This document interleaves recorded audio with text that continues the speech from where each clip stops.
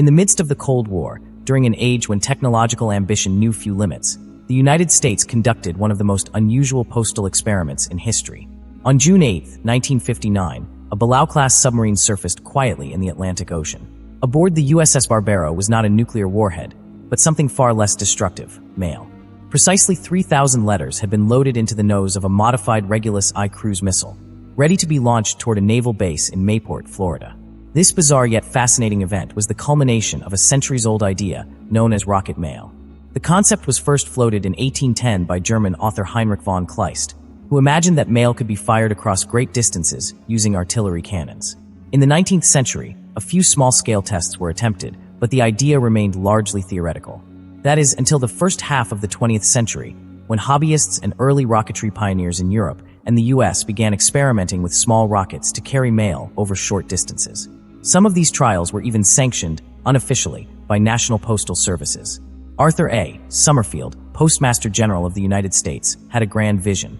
He believed that the future of communication lay not only in speed but also in innovation. And the future, he thought, might belong to missiles. Partnering with the US Navy, he arranged for a military-grade cruise missile, the SSM N-8A Regulus I, originally designed to deliver nuclear warheads, to be repurposed for a peacetime mission. The warhead was removed, and in its place, 3,000 commemorative letters were inserted. The USS Barbaro was selected as the launch platform. On that summer morning, the submarine rose from the ocean's surface and readied the missile. The mail it carried was addressed to high-ranking US government officials, including President Dwight D. Eisenhower. At precisely the right moment, the Regulus I roared into the sky and soared over the Atlantic, covering approximately 100 miles in just 22 minutes.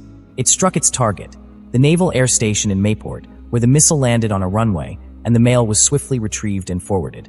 This peacetime employment of a guided missile for the important and practical purpose of carrying mail is the first known official use of missiles by any post office department of any nation, he declared.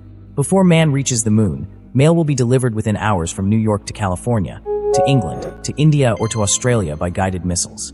Indeed, the demonstration captured the spirit of the era, a blend of military might, technological optimism, and futuristic vision.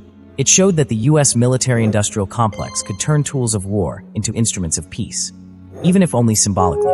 But despite the spectacle and success of the experiment, missile mail never became more than a historical curiosity. The high costs, the limited payload, and the impracticality of using missiles for daily deliveries ensured it would remain a one-time endeavor. Trucks and planes, not missiles, continued to serve the backbone of the postal system. And so, the day the Navy launched letters through the sky remains a footnote in history, an extraordinary tale from a time when even delivering the mail could become a Cold War mission.